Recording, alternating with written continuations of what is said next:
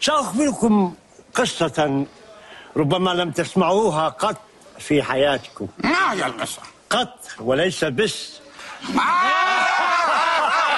يقصد قط. قط. لا قط. قط. قط ولا قط؟ لن تسمعوها قط في حياتكم. في أحد الأزمان كنت أنا جندي شجاع، ما شاء الله، بارع في الشجاعة. انت بارع بالشجاعة.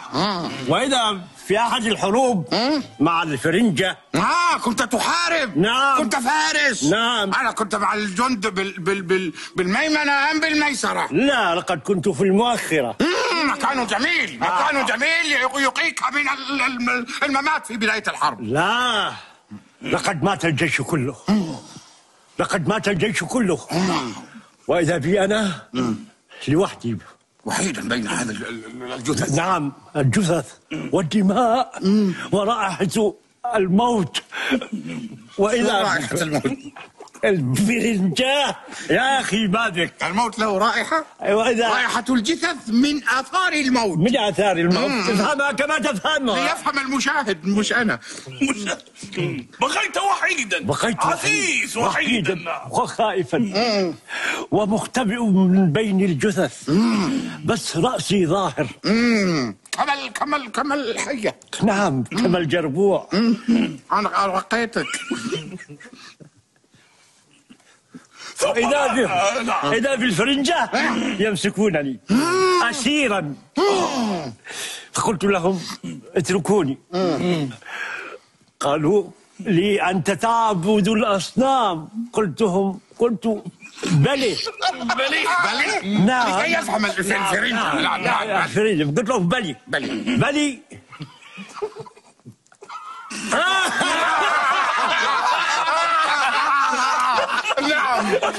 قلت لهم اتركوني. أرجوكم اتركوني. للفرنجة. نعم، للفرنجة اتركوني. فكوا قيدي. قالوا لي لن نفك قيدك إلا إذا ضربناك بالصوت. قلت لهم بالصوت والصورة.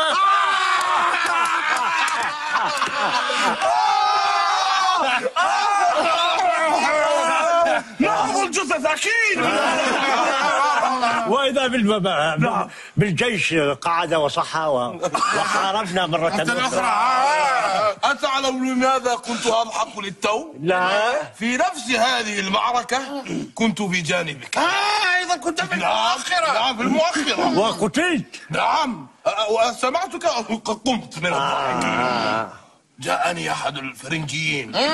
نعم، وأنا أحاربه. طاق سقط سيفه. فقال سيفي. قلت له سيفي أم شتوي؟